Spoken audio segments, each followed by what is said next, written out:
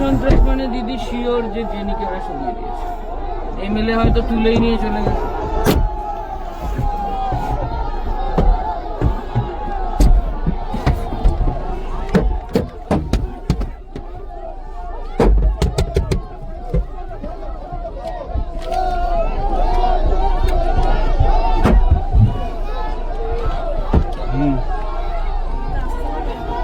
না না এই করতে করতে হবে, করতে হবে তো। ওই ছেলে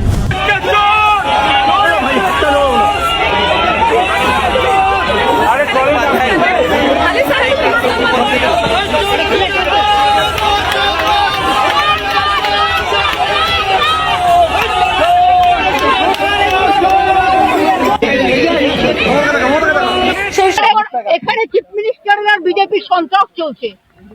চলো চলো এবার দেখলেন আপনারা ভিডিওটা।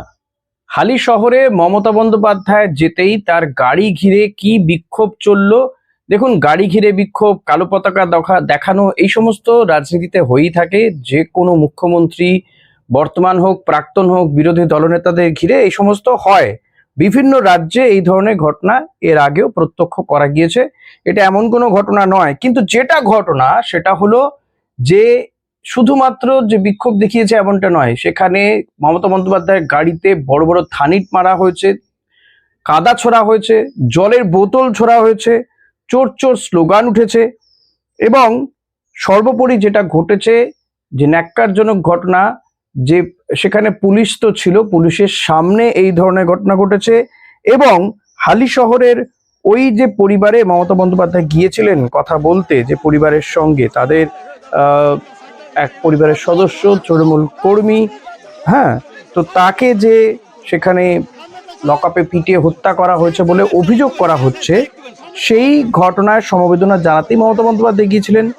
তাদের পরিবারের লোকজন কিন্তু মমতা বন্দ্যোপাধ্যায়কে তাদের বাড়িতে ঢুকতে তো দিলেন না, মানে ঘরে ঢুকতে দেননি, বাইরে থেকেই তার সঙ্গে তার পরিবারের কেউ দাদা বা ভাই হবেন মমতা বন্দ্যোপাধ্যায়ের সঙ্গে কথা বললেন। এবং তারা জানাচ্ছেন কি, যে তারা স্থানীয় প্রশাসনের উপরে আশ্বাস রাখছেন, আশ্বস্ত তারা স্থানীয় প্রশাসনকে চাইছেন যে ঠিক কি করে হলো, কেন হলো।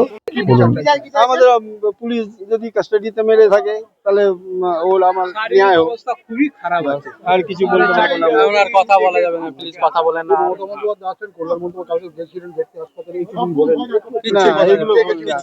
না কেউ যায়নি দেখতে, কেউ যায়নি আমাদের, না কেউ আসেনি আমাদের পাশে, কেউ আসেনি, ছেড়ে দিন।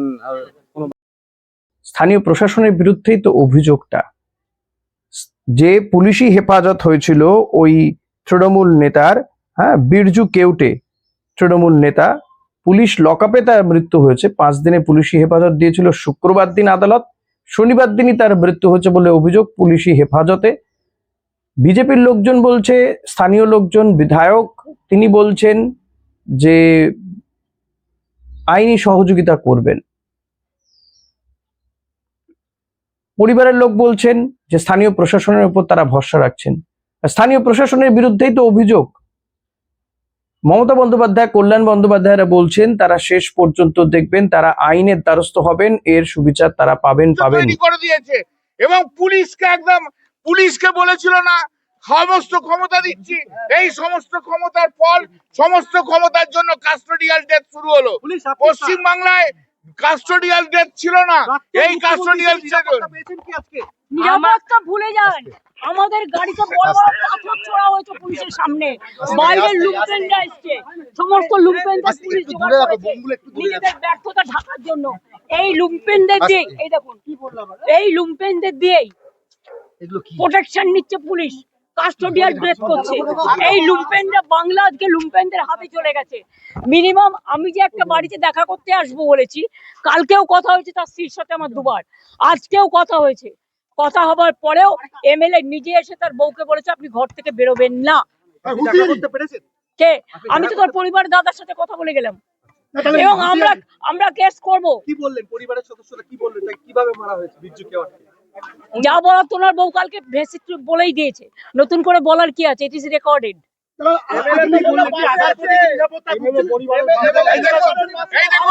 এই দেখুন লোকাল বিজেপি এমএলএ কিভাবে থার্ড ডিগ্রি দেওয়ার কথা বলছে। এই দেখুন থার্ড ডিগ্রি দিয়েছে পুলিশ। প্রাক্তন মুখ্যমন্ত্রী হিসেবে নিরাপত্তা আরে দেখুন, আরে নিরাপত্তা ভুলে যান, আমার বাড়ির গাড়িতে বড় বড় ইট মারা হয়েছে, পাথর মানে পুলিশের সামনে। আমরা যেভাবে দেখলাম তাতে আমাদের মনে হয়েছে পূর্ব পরিকল্পিত ভাবে আজকে মমতা বন্দ্যোপাধ্যায়কে মারার এখানে চক্রান্ত করেছে শুভেন্দু অধিকারী, একদম মারার চক্রান্ত করেছে। বাংলা থামবে না, মমতা বন্দ্যোপাধ্যায়ের গায়ে যদি হাত পড়ে গোটা পশ্চিম বাংলা থেকে উঠবে। এইভাবে বিজেপি লোককে দিয়ে, এভাবে পুলিশকে সামনে রেখে আইডল করে রেখে দিয়ে তারা মাত্র ইয়ে করেছে। এই যে আপনারা দেখুন আমার গাড়িটা এত বড় বড় ইট মেরেছে, এত বড় বড় পাথর এই মেরেছে। যে দিদির 2-3টে সিকিউরিটির জন্য আমরা বেঁচে গেছে আছি, না হলে এই পুলিশের হাতে, লোকাল পুলিশের হাতে আমরা শেষ হয়ে যেতাম আজকে। এই দেখুন না, এই যে চেয়ারে পুলিশ থেকে বিশ্বাস করতে না না না না, শুভেন্দু অধিকারী পুলিশ ছাড়া পুলিশের সমস্ত রাগ হচ্ছে, বারোটা বাজিয়ে হোম দিয়েছে। মিনিস্টার নিজে হি ইজ ডুইং নুইসেন্স। দেখুন। এমনটা তারা দাবি করছেন। কিন্তু এই যে মমতা বন্দ্যোপাধ্যায়ের সঙ্গে যা হলো তাতে বিজেপি কি বলছেন? বিজেপির রাজ্য সভাপতি শ্রমিক ভট্টাচার্য বলছেন এটা আমাদের সংস্কৃতি নয়, এই ঘটনা কখনো মেনে নেওয়া যায় না। যারা ওই ঘটনা ঘটিয়েছেন তারা কেউ বিজেপির সঙ্গে যুক্ত নন। অগ্নিমিত্রা পাল তিনিও ঠিক তাই বলছেন। তিনিও বলছেন যে আজকে আমরা যখন গোটা রাজ্য জুড়ে এই যে অভয়ার মৃত্যুবার্ষিকী বা তাকে যে হত্যা করা হয়েছিল তাকে স্মরণ করছি আমরা এবং এই ঘটনা বিচার চাইছি, তখনই একজন প্রাক্তন মহিলা মুখ্যমন্ত্রীকে ঘিরে বিক্ষোভ, যার গাড়িতে জুতো ছোড়া হচ্ছে, কাদা ছোড়া হচ্ছে, পাথর ছোড়া হচ্ছে, চোচ্চ স্লোগান উঠছে, এটা কখনো মেনে নেওয়া যায় না এবং যদি বিজেপির কেউ যুক্ত থাকে তাদের বিরুদ্ধে পদক্ষেপ হবে। जो भी किए हैं 14 साल, हम इस नया सरकार की टीम मेंबर होके माननीय मुख्यमंत्री के हम ये समर्थन नहीं करते, हमारे पार्टी भी नहीं करते, हमारा सरकार भी नहीं करते।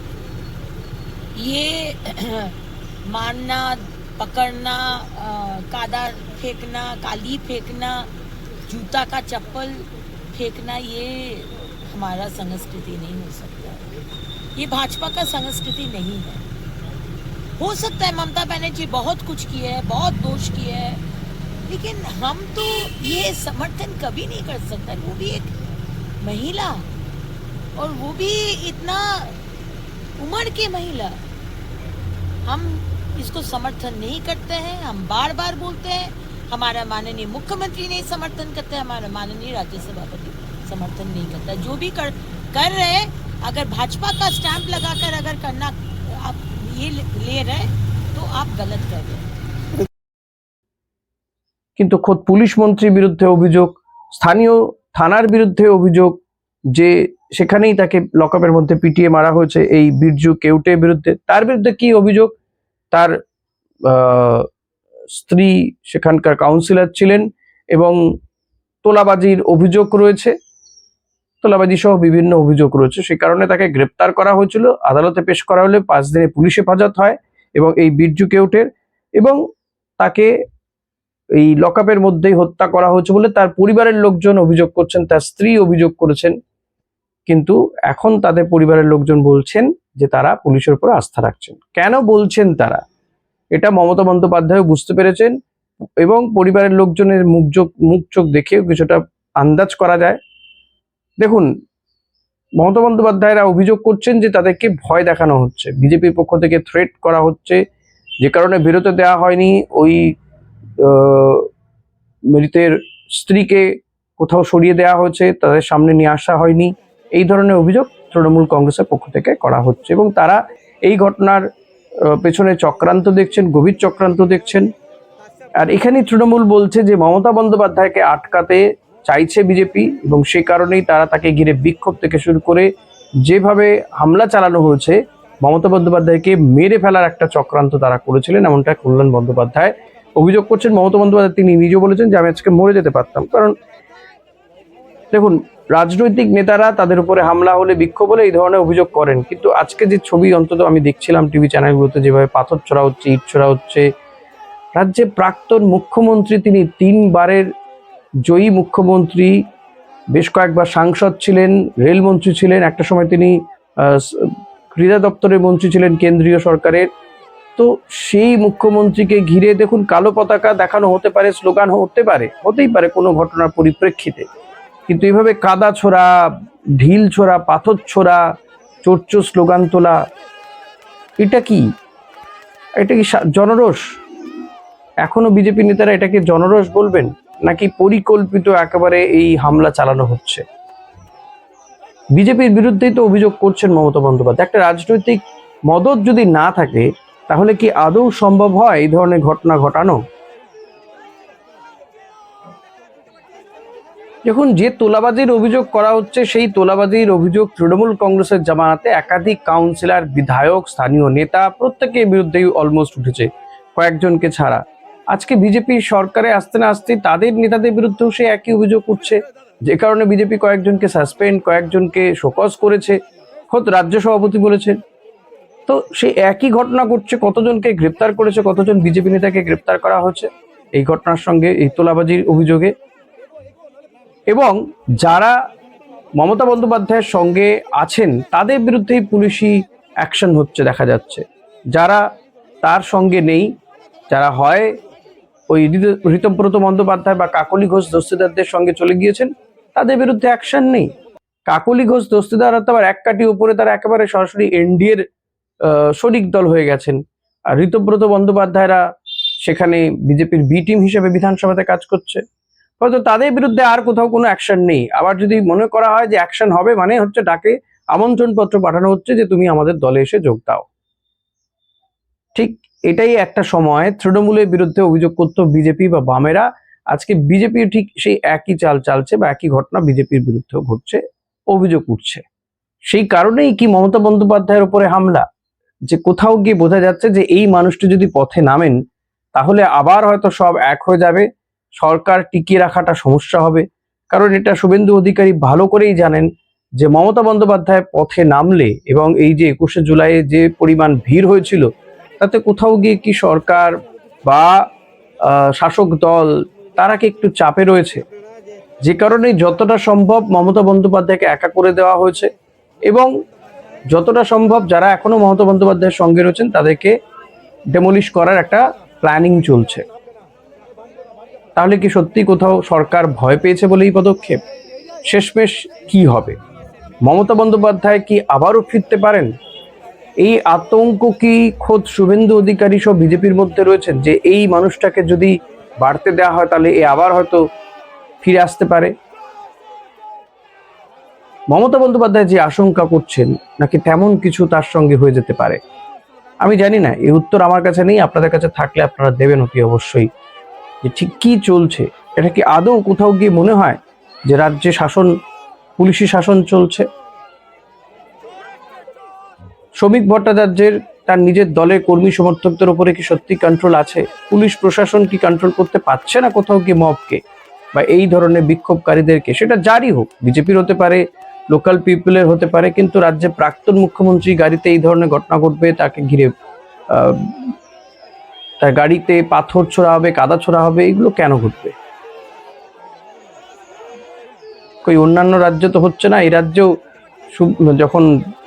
যখন মমতা বন্দ্যোপাধ্যায় মুখ্যমন্ত্রী, তখন তো বুদ্ধদেব ভট্টাচার্য প্রাক্তন হয়ে গেলেন, তার সঙ্গে তো এমনটা ঘটেনি। বরং বুদ্ধদেব ভট্টাচার্যকে মমতা বন্দ্যোপাধ্যায়ের শপথ গ্রহণ অনুষ্ঠানে দেখা গিয়েছিল, তাদেরকে আমন্ত্রণ করা হয়েছিল। এক্ষেত্রে তো সেটাও হয়নি।